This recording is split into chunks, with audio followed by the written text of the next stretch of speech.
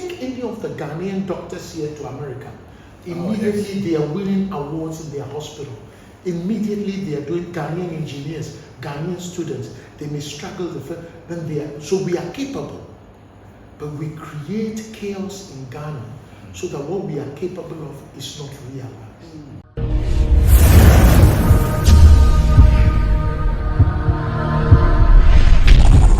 All right. Thank you for stopping by our channel. And today's episode, we are going to be having an amazing discussion with none other than, I call him Uncle Ben. His full name is Mr. Ben Malor. And Uncle Ben has, varied experience in many fields, particularly in the area of communication and leadership and many others. Today we are extremely privileged to have Uncle Ben with us. Hey, Uncle Ben, you're most welcome. Thank you, Brother Isaac. Thank you. It's a pleasure and a privilege to appear on your platform. Awesome.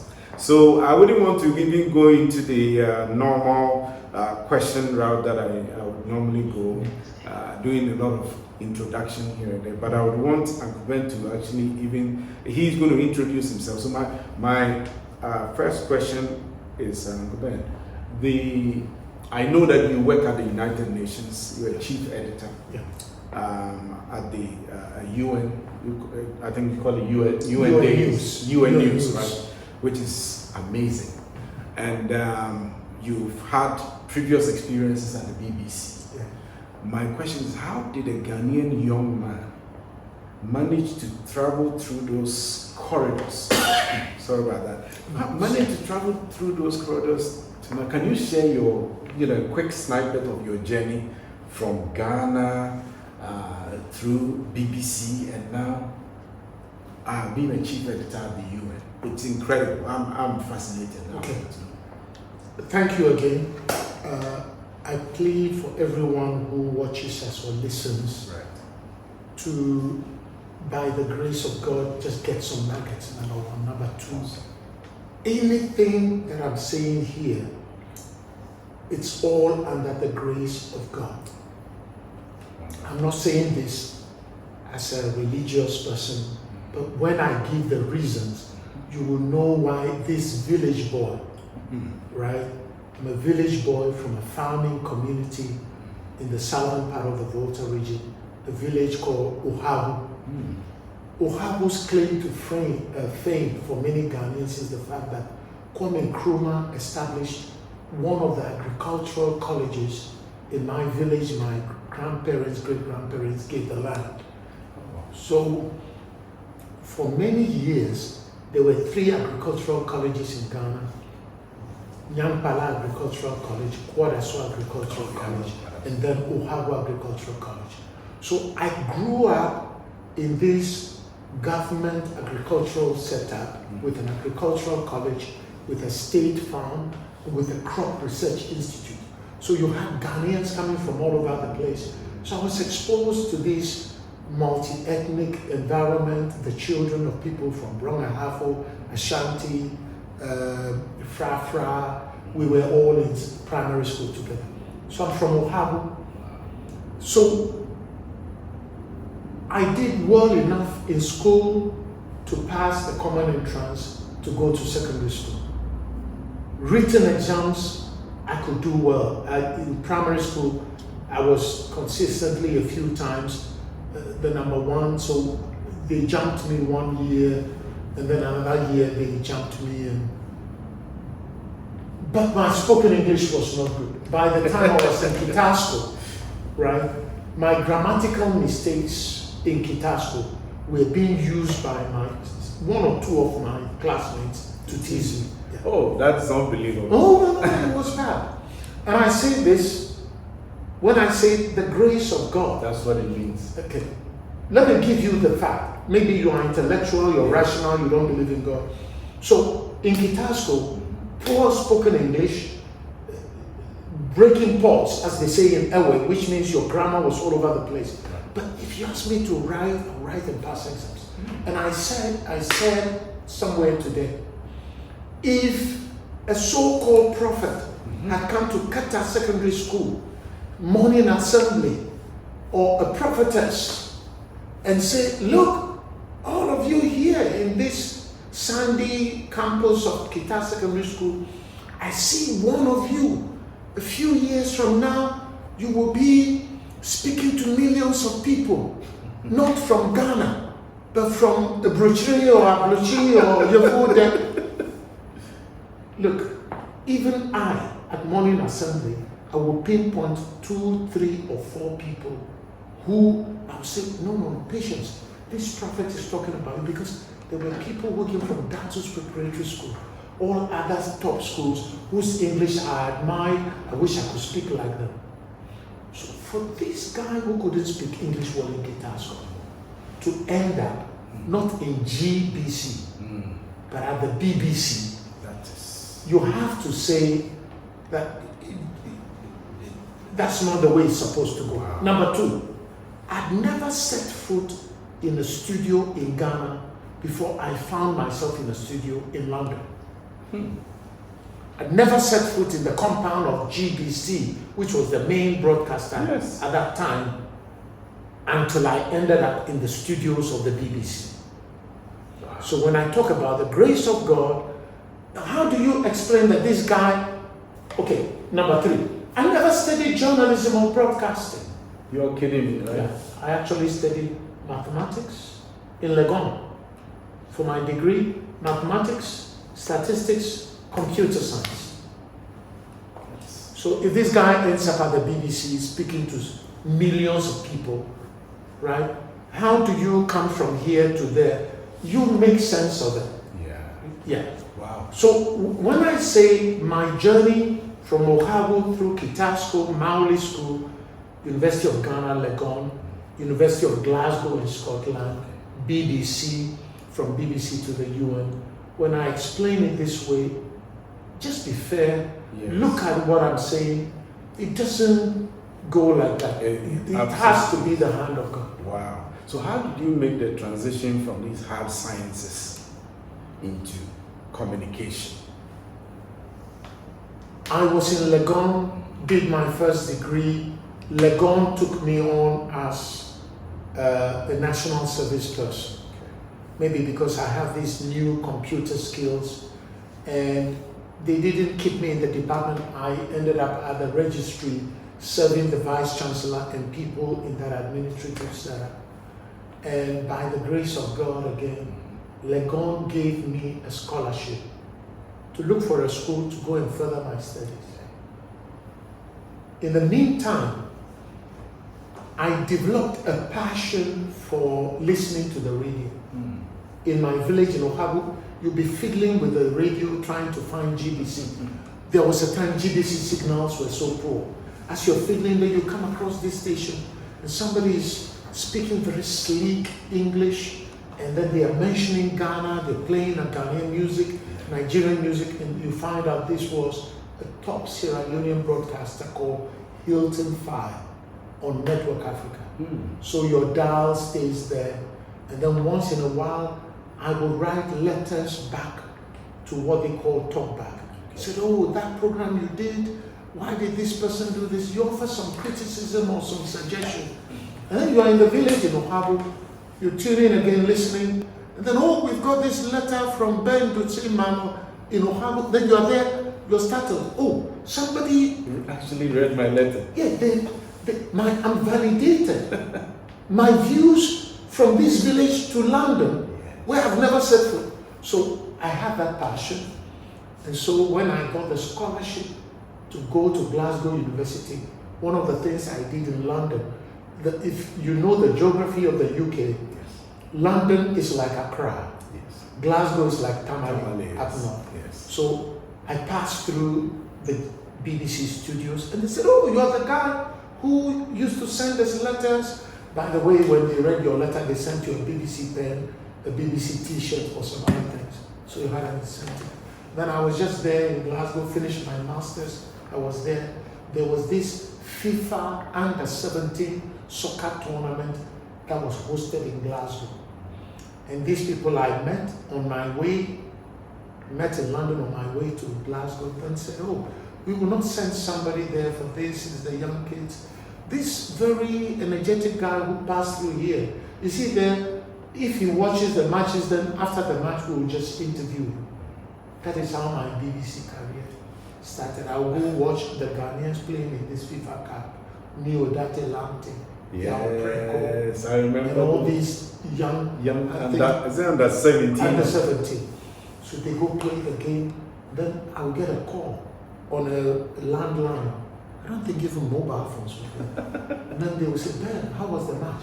So I am trying to describe this match, trying to mimic or channel the voices of Ghanaian broadcasters, Charlie Sam, Godwin Avenogbo, yes, or Tommy and Forson, yes. So I'm trying to not rap, but just, and then I'm just happy that the BBC found it worthy to call me.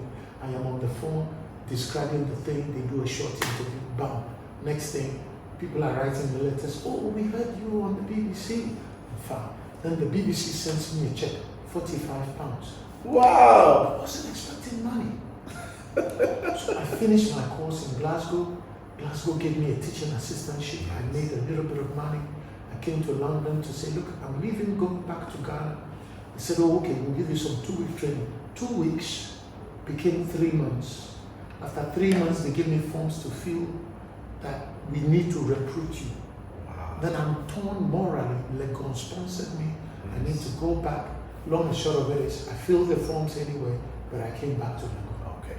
When I came back, I became a little bit of a village hero. The professors were saying, oh, you are back. Oh, you are back.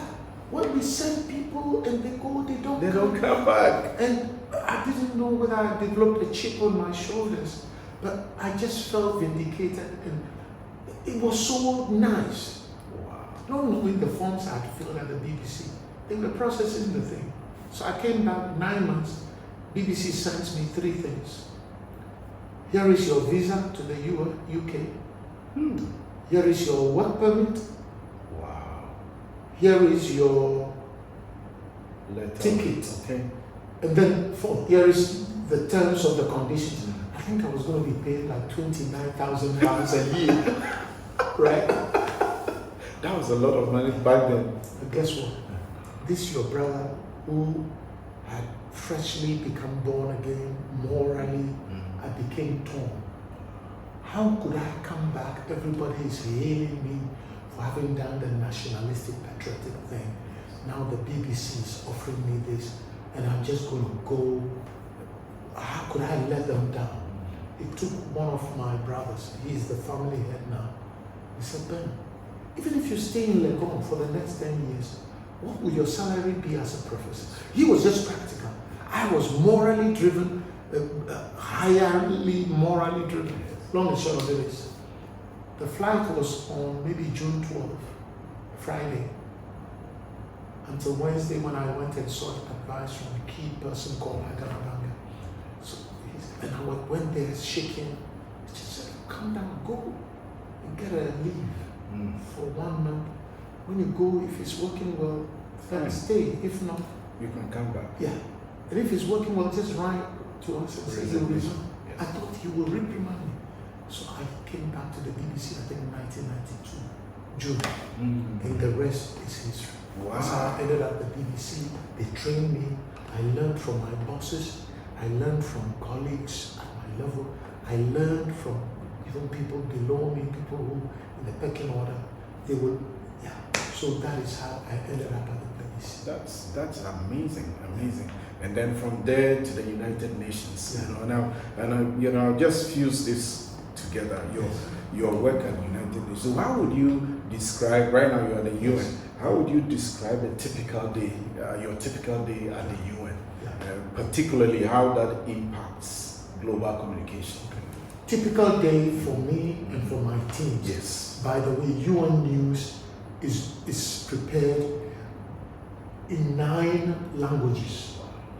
The UN has 6 official languages: Arabic, Chinese, English, French, Russian, and Spanish. Those are the official languages. When you come to the UN for meetings, interpreters in these 6 languages are there. So we broadcast or we do news in these languages in addition to Portuguese, Kiswahili, and Hindi. So we start early in the morning. By 7, you should be reading to see what the news are saying. What are the news concerning the UN, the news about the UN, the news for the UN. So you are scanning through your emails to see, okay, maybe Ebola has broken out somewhere and the UN entity, World Health Organization, is dealing with this. Or COVID has come. The World Health Organization is telling the whole world how we handle it. Or a disaster has happened somewhere, the UN humanitarian agency is doing something. Or some Africans are going through the Mediterranean and the boats have sank and they've drowned, and the UN Refugee Agency or the UN Migration Agency is dealing with it. What are they saying? Or agriculture, there is a big issue. Or peace and security, there is war in the Congo. What is the UN doing? Sending peacekeepers. Ghanaians are aware of Ghanaian soldiers going to Lebanon. So peace and security. What about women's issues? Some people are treating women badly, not equally, right? Certain societies, what is the UN doing to make sure that women deserve the right recognition? So from 7, you are reading this. 8:30, we have our first editorial meeting. Okay. Already, if you find some stories related, each team can write it and post it on the website or send it to rebroadcasters. 8:30, we have our first meeting. 9:15, we have another meeting to consolidate across what are the top stories. Maybe the Secretary General is dealing with the issue of Gaza and Israel. Yes. So how do we tell the UN's story? How can we be the voice of the UN, not in a propaganda fashion, but using the skills from the BBC to just put it out there so people can see that without trying to praise the UN, this is the reality. Basically, where the UN is not doing so well, we find a way to explain. Where the UN has done something fine, the challenges, so we explain that. And so throughout the day, these days it's become 24 hours. We have social media, X or Twitter. We have Facebook. Some of the teams have even Instagram and other means. So use all the means necessary to let what the UN is doing or struggling with to be known by the world. And we do that throughout the day. There are events happening, meetings are happening at the UN, presidents are coming to talk, ministers are coming to talk. You cover these things based on the importance for the world and for the globe. And that will go on till about the end of the day. These days, even on your phone, as you are coming from work, you're on the bus, you're checking your information, because it's a news environment, you can't let information go dead. So that is a typical day. It goes on. Then at about 2:45, 3 p.m., we have another meeting to look at what is on the horizon over the next 24 hours. Okay. What do we need to prepare? So tomorrow when we come back, some foundations have been laid already. And then you do that like 7 days a week. Wow. That's a lot. And I could see that it has to be like a collaboration between you and the team. Yes. Wow. Amazing. So one of the things that I know about you, obviously, is that you are you have a big heart. You have a big heart, and Coben has a big heart.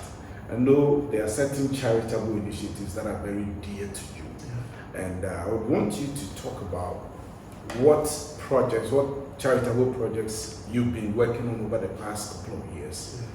And then what drives you? What's the reason why you do what you do in the area of your charitable work or impact work? What drives these kind of things? There must be something, because it's not everyone who does what you do and how you do it. Okay.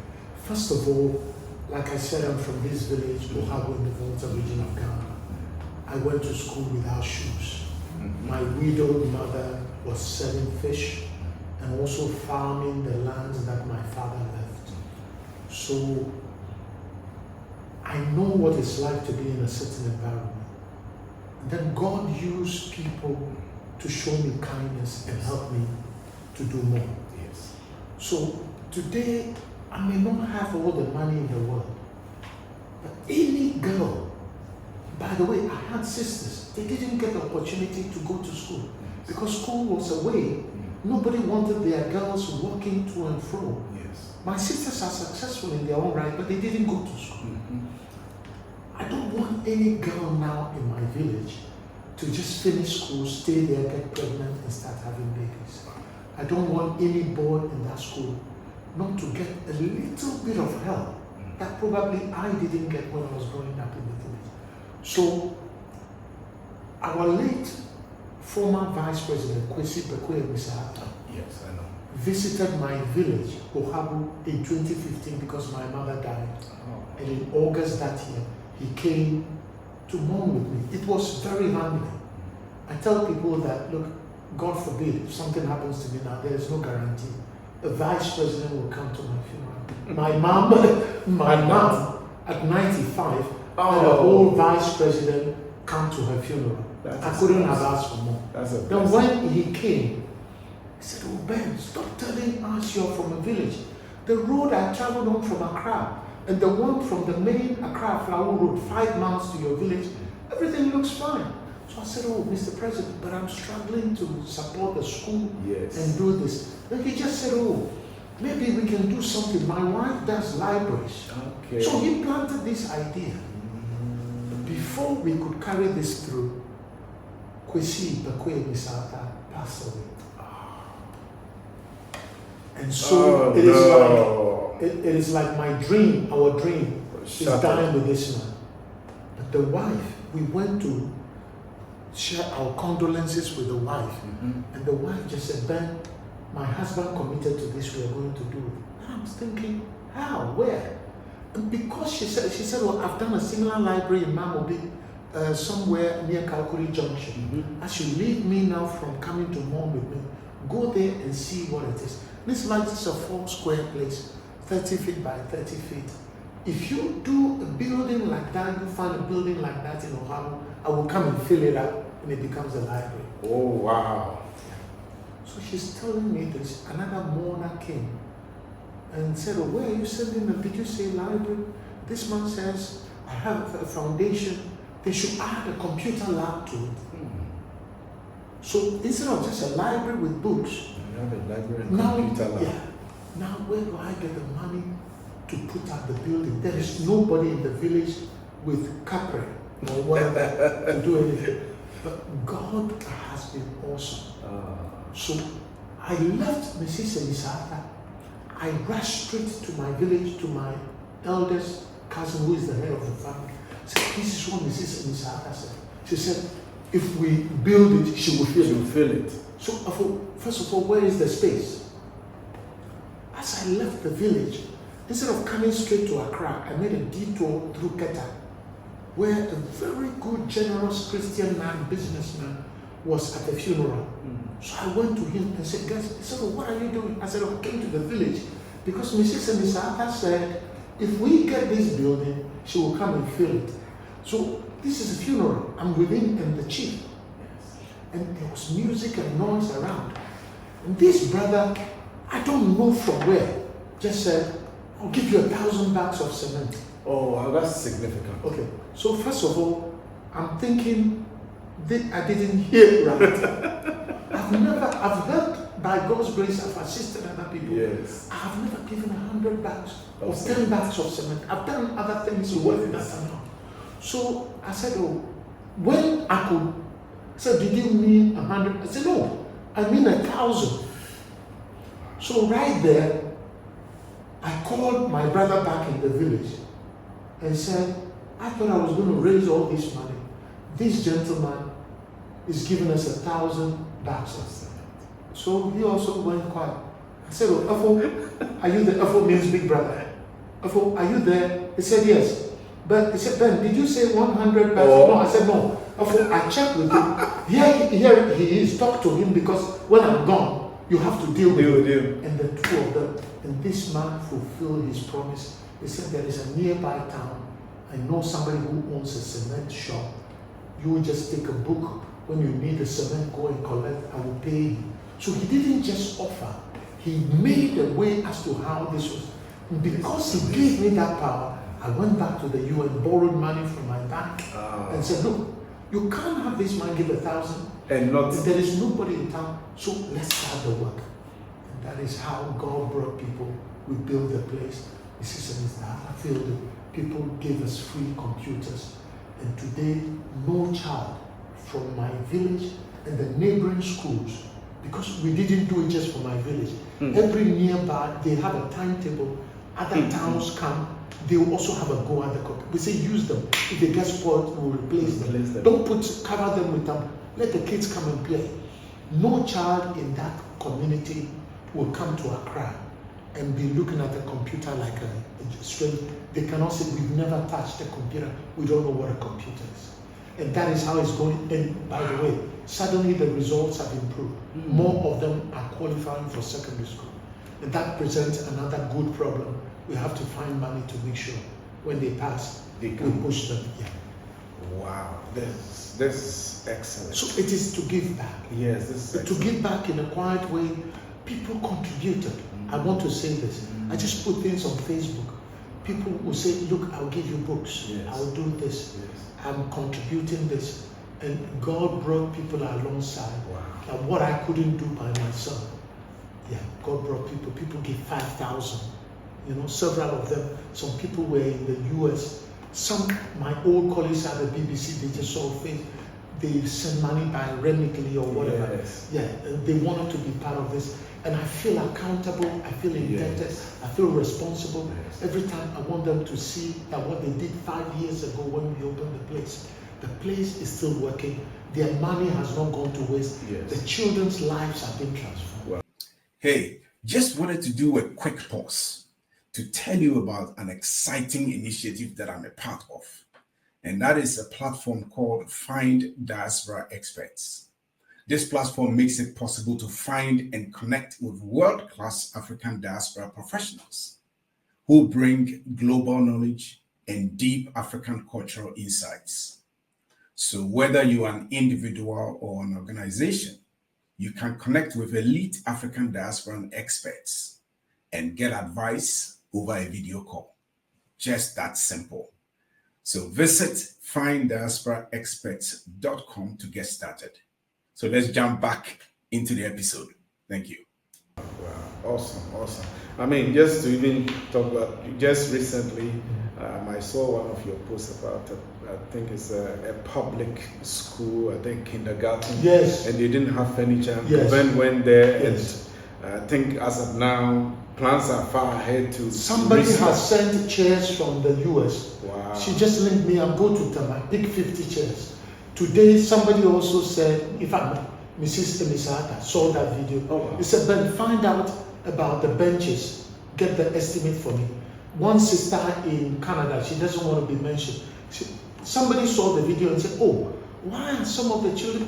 I got carried away by the children. I know. Somebody said, oh, they don't have uniform. And this sister just says, it's my 50th birthday, I want to do something.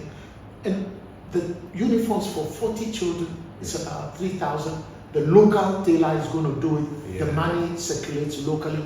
The carpenter, and it's just. We will put. I think we have to append that video to this to let people see how. It's just about 2 minutes. Yes, it's not that long, but it's very impactful. Yeah. Very impactful. So, let's just transition into your life in the United States. So, I consider you as an African diaspora, yes. right? Yes. So, in living in UK and then now living in New York, the Big Apple, yes. You've talked to a lot of Africans who are doing well in their career, their professions, and whatever their work is at the highest level. You've dealt with them all. Yes. I would want to ask, what do you see as what are some of the biggest? Actually, let me ask this first before I go to the biggest challenges. But what do you see the role of the African diaspora in bridging the gap between Africa and the rest of the world? How do you see that? Do you? It is very clear. It's very simple. Okay. Many of us abroad doing well in America come from backgrounds that are not doing well. In actual fact, it is an absolute fact.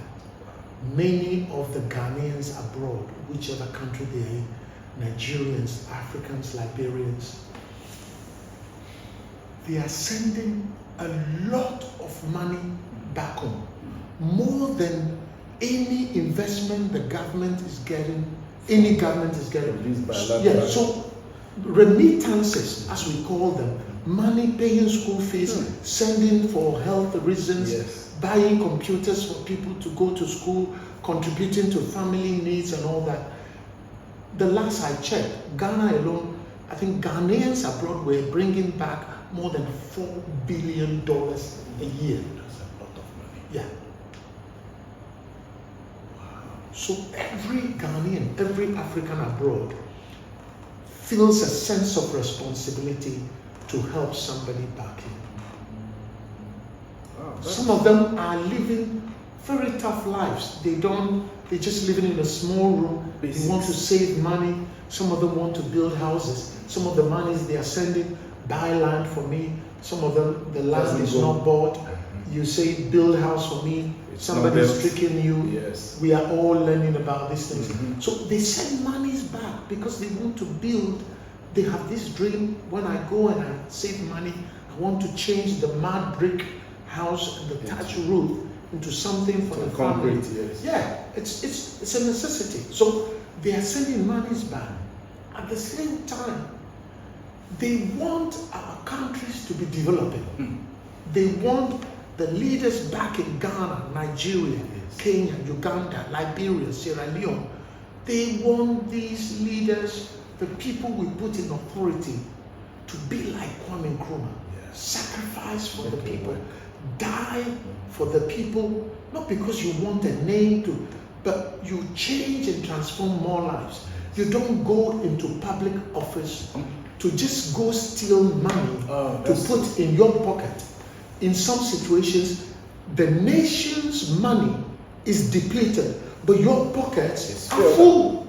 And you die. It is obscene, it is immoral, it is illogical, it is myopic. It is self-damaging because I can have all the money in my pocket, but the entire house is suffering.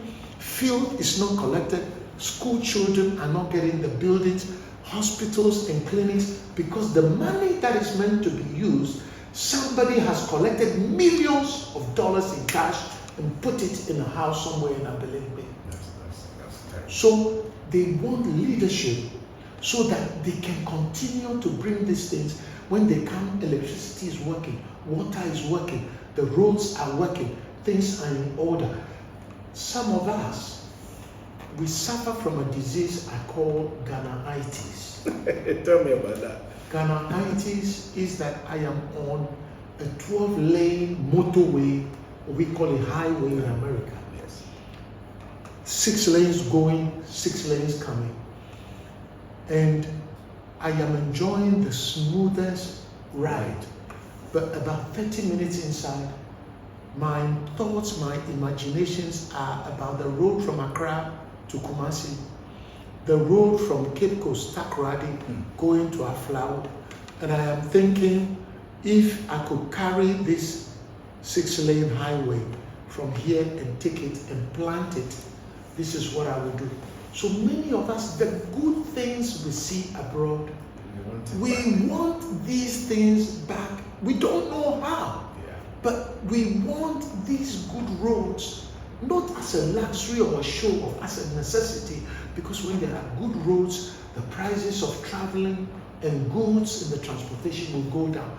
Then sometimes you think, if we can't do roads, can we borrow money and establish railway systems that will even make things better, faster?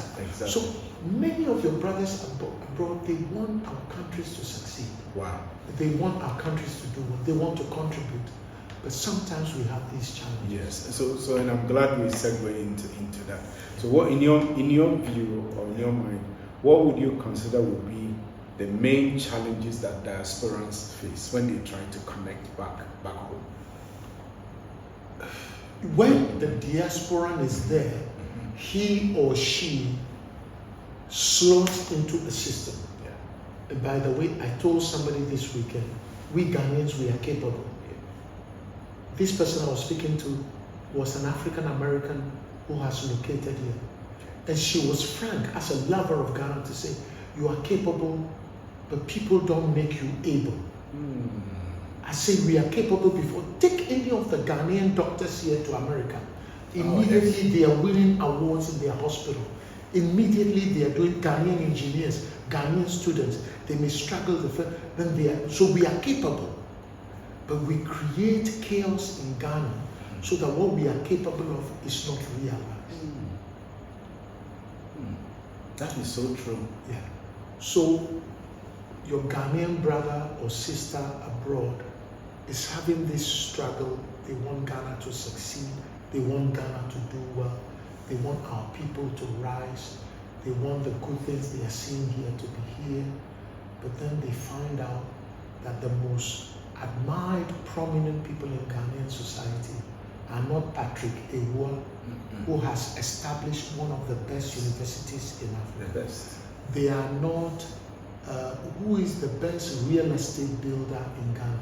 They are not Reggie Manuel Gray or whatever, or whoever is building houses so Ghanaians can live well, or whoever is in Ghana who is into road building, or whoever is building or creating cement, like Jata Cement, Ibrahim Muhammad, or whoever is able to solve the electricity problem. They want, this is the thing, when you are abroad in the United States, in Europe, France, number one, there is a certain level of predictability about your life. Power does not go off. A part of your brain is not calculated, oh, I have to iron now. I don't know when the power is going to go off. That thing is not in your hand. Transportation. I know when I leave my home at 7 in the morning, Godo by Godo, as we say in Ghana, by all means, 7 I leave home, I close my front door, 8 o'clock, 1 hour, Should be at work. I am seated at my desk. Wow. Without fail. If in the 1% chance something happened, it means there was an accident. Yes. But even that they will clear. Or maybe some So it's tornado or predictable. something. If I tell you that, brother, I am on my way to you, and I calculate, I know that's going to take me exactly 1.5 hours. So if I agree something with you, it's easier to plan, to prepare, to maintain punctuality. Your life is predictable. Many things we take for granted. Water is flowing, it won't stop. Electricity is up there, it won't go off. And then so you are there sometimes. If New York with over 8 million people, power doesn't go off, what do we need for Accra to have power never going up? Because when these things go off, you lose businesses, you lose productivity just goes down to hell. So we want those things to be established. Ghanaians abroad are not saying, but look, we shouldn't fail our children. If our children are born in America, they must get up one day and say, look, I'm going to my mother's land, my father's land, Ghana. These skills I've got, I'm going to do something to make Ghana better. Yeah. But if we don't create the environment, they come back here, we are cutting off power. Water is not flowing. On the roads, we don't have discipline. We don't have order, right? In America, I've been stopped and given tickets because my speed was beyond the established speed limit. Yes. And you can't get out of it. You can't talk. There's no way. There's no way. No, you pay. Yes, you pay. You pay. You pay. And then you will learn to drive. It seems we don't have any consequences for bad behavior. Yes. And I'll give you one last example. I've been back here for a few days. Here in Community 18, when people are leaving this part of town to go to Accra, people want to get on the motorway. Yes. The best way to do that is to approach the motorway, go through some cattle. Nkrumah created this small I went through that this evening. Underpass for cattle. Yes. We've turned that underpass for cattle. Now vehicles are going in quietly. Over the past times I've been using there, you just go in there, there is one line, you stay in your line, you go through. Since I came back, on at least 2 occasions, The main line is there. You're all waiting for the young men at the place to direct traffic, which they seem to do well, and give them credit, they collect 1 or 2 CDs here and there. The main line is there. Suddenly, on your left-hand side, somebody has formed another line instead of maintaining order. So you are getting angry. Why can't we just do the right thing? Order, right? Before you realize, on your right-hand side, somebody has created a third line. It is. And it's like, we don't like order. No country succeeds without order without order. And it seems in Ghana, even when there is order in the ministries, in our workplaces, somebody must do some move to bring disorder. Disorder. In disorder, then we act as if we are being super smart. Oh, I outsmarted the system. But you are damaging every one of us. You are creating chaos at this entrance to the cattle underpass. You think, oh, I'm just taking advantage. Yeah, you just think of yourself. Think of your community. So these are some of the things we need to do. And I am finally convinced only the best will do for Ghana. It's true. Only the best will do for Ghana. One person cannot do it. It's true. We need a change of mindset. I don't know how we're going to do it. There is too much rot in the system. But some of us with faith believe, much as things look bleak, we can't give up. Yes, there are opportunities. There are opportunities, and the opportunities to do good. Yeah. That one is true. The challenges are there. They are very obvious. They're in your face. Yeah. But so are the opportunities to bring transformation. And I believe that the diasporans also have the wherewithal to be able to bring some of these big transformations that those here may not see. Not because they are not smart, but it's because they've not been exposed to that level of possibilities. Yes. Right. So I think that. So the last, our last point is: what would be your advice to young diasporans, young people? There are a lot of young diasporans. Those whose parents went there to school and stayed there, and they were born in America, or those who just transitioned like you did, going to do their masters and then probably a PhD and may stay. What would be your counsel for them as they seek to make an impact on a global scale and by extension on the continent of Africa? This is a hard piece of advice to give. Succeed where you are. That's right. If you are a Ghanaian origin person, your parents are Ghanaians, you are in America, succeed as best as you can where you are. After you succeed, then may God guide you to come and do some charitable work and improve or bring some skills back. Also, nobody is going to build Ghana for us except we, the Ghanaians. Yeah. So if some of us are destroying the nation, wrecking the nation, I pray that we can find a way to stop that. And those who want to build, we can build coalitions to build our nation. And number 3, Kwame Nkrumah and others, people died for this nation to be formed. Kwame Nkrumah left a country with a motorway, hydroelectric power, factories, and all that. When I die, when you and I move on, what kind of country are we living for our children? We need to all ask this question. Are we living a Ghana totally destroyed by galamsey? Our water bodies are poisoned. Everybody who comes into public office is known for the greater good, but to just steal money, make ill-gotten money. They don't care about Ghana. Those cankers destroy nations. They don't build nations. And we need a change of mindset. But the young people, they need, it's difficult for me to say this because the realities are poor.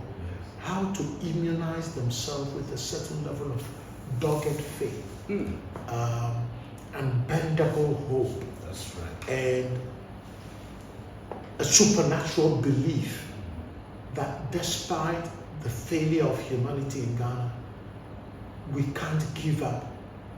God can still use some of us, if not all of us. So the blessings He's already given Ghana that other nations do not have. That's true. Those blessings can be manifested into success and prosperity for the people. It is still possible. It takes serious faith, because the realities tell you, and it's easy to give up on God. It is justifiable to give up on God. But we have to go beyond the easy one, the justifiable one, the correct one, and the right one, to go into a realm that to aim for something bigger than all of us. Awesome. Okay, Ben. Thank you. Thank you. God bless. I You've been pray- an inspiration to us. No, I need to learn from you how you managed to come back from the US to try and make a mark. Yes, We will learn from you. We will do so. We'll do so. Thank But you. I'm so honored to have you. Thank you. And I appreciate you so much. I Your love you. sense of humility is way off the chart, and I actually admire that.